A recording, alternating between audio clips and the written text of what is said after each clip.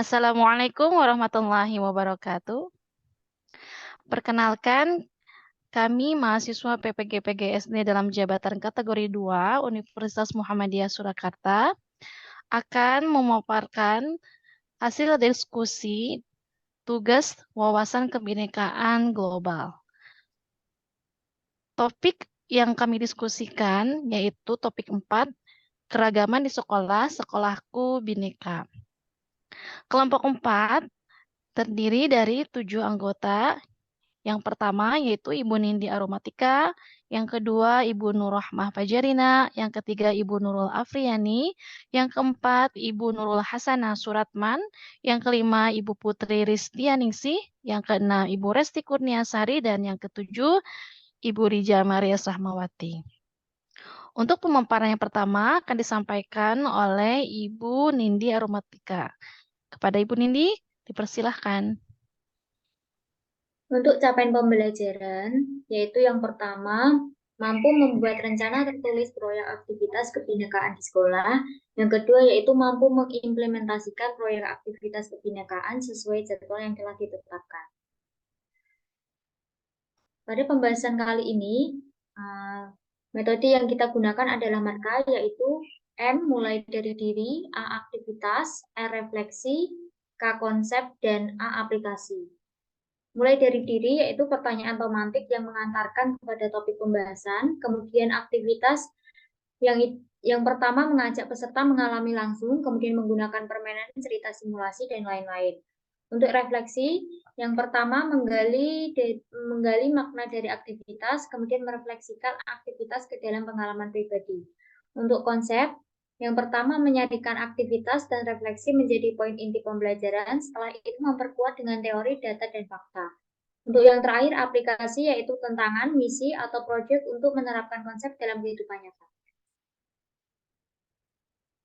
Untuk yang pertama, mulai dari diri, yaitu pertanyaan pemantik, keragaman apa yang Anda temukan di sekolahmu atau pertemanan lingkungan. Kemudian silahkan ceritakan pengalaman tersebut.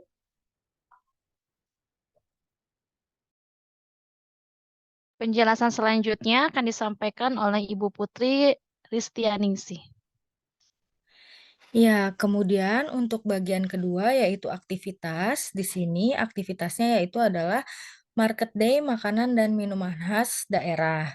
Di sini dibagi menjadi beberapa langkah. Yang pertama yaitu bagi peserta menjadi 7 kelompok. Langkah yang kedua, satu kelompok akan menjual makanan dan minuman khas daerah tertentu. Daerah pertama yaitu dari daerah Jawa Barat dengan makanan khas dodol, mochi, batagor, cilok, dan es cincau. Lalu untuk daerah yang kedua adalah Jawa Tengah dengan makanan khas lumpia, getuk, tempe mendoan, wingko babat, dan juga wedang uwuh. Untuk daerah yang ketiga adalah Jawa Timur dengan makanan khas rawon, bakso Malang, soto Lamongan, rujak cingur, dan juga wedang secang. Untuk daerah yang keempat adalah daerah istimewa Yogyakarta dengan makanan khas bakpia, gudeg, sate kelatak, geblek, dan wedang ronde. Untuk makanan khas yang keempat adalah DKI Jakarta dengan makanan kerak telur, roti buaya, soto Betawi, tape uli, dan juga bir peletok. Lalu untuk daerah yang kelima adalah Sumatera Barat dengan makanan khas sate Padang, rendang, ikan, asam pade, dendeng, balado, dan teh talua. Lalu untuk daerah yang ketujuh adalah Sumatera Selatan dengan makanan khas pempek, laksan Palembang, tekwan, pindang iga sapi, dan juga es kacang merah. Langkah berikutnya yaitu setiap kelompok mempresentasikan makanan dan minuman khas daerah masing-masing. Setiap kelompok bisa membeli maksimal 10 jenis makanan atau minuman dari kelompok lain. Kemudian semua siswa mencicipi makanan dan minuman yang sudah dibeli. Setelah masing-masing kelompok mencicipi, kelompok tersebut menceritakan perasaannya saat mencicipi makanan dan minuman khas daerah lain. Untuk langkah yang ketiga ada refleksi, yaitu buatlah catatan refleksi dan diskusi untuk menjawab beberapa poin seperti yang pertama, tanyakan kepada masing-masing kelompok bagaimana perasaan mereka saat mencicipi makanan dan minuman khas daerah lain. Kedua, dari pernyataan setiap kelompok tentang makanan dan minuman khas daerah, manakah makanan dan minuman yang paling disukai dan yang paling tidak disukai? Yang ketiga, mengapa setiap kelompok memiliki jenis makanan dan minuman yang berbeda-beda? Selanjutnya, pemaparan akan disampaikan Ibu Nurul Afriyani. Untuk konsep satu yaitu implementasi toleransi di sekolah. Ada banyak cara implementasi toleransi di sekolah, di antaranya melalui 1. Budaya kelas, 2. Budaya sekolah, 3. Kegiatan siswa. Untuk di budaya kelas, kegiatannya yaitu manajemen sekolah yang tertata dengan apik, metode dan bahan ajar yang selalu menyelipkan nilai-nilai perdamaian, kemudian suasana lingkungan belajar yang menyenangkan dan membahagiakan peserta didik. Untuk budaya sekolah, kegiatannya yaitu kebijakan sekolah untuk membentuk sekolah damai, lingkungan sekolah yang ramah anak sehingga terbentuk lingkungan yang damai. Di Pemaparan kegiatan siswa, yaitu manajemen kegiatan yang kental dengan perdamaian, aktivitas kegiatan atau program untuk meningkatkan nilai-nilai perdamaian, kemudian materi atau konten untuk menumbuhkan nilai-nilai perdamaian di tengah keragaman. Pemaparan selanjutnya akan disampaikan Ibu Nurrohmah Fajarina. Budaya sekolah dengan aktivitas kebinekaan.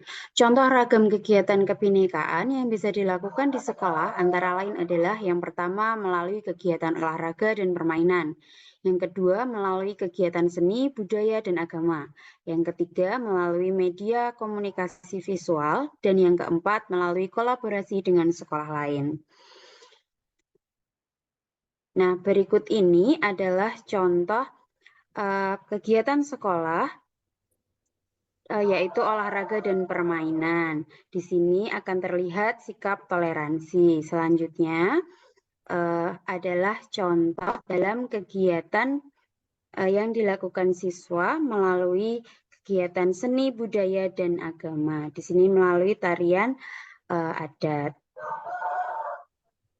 Penjelasan berikutnya akan dipaparkan oleh Ibu Lesti Kurniasari. Kegiatan selanjutnya adalah media komunikasi visual. Dalam gambar, terdapat seorang anak yang belajar mengenai media komunikasi visual, namun tetap melalui pendampingan oleh orang tua. Selanjutnya, kegiatan kolaborasi dengan sekolah lain. Pada gambar yang tersaji ada kegiatan anak-anak yang sedang membersihkan lingkungan sekolah dan pihak sekolah berkolaborasi dengan Bapak-Bapak TNI dari Koramil terdekat. Selanjutnya adalah profil pelajar Pancasila. Profil pelajar Pancasila ada 6 poin. Namun yang sesuai dengan topik 4 ini adalah perilaku kreatif anak untuk mengenal makanan khas daerah Nusantara. Berikutnya, penjelasan akan disampaikan oleh Ibu Nurul Hasanah Suratman.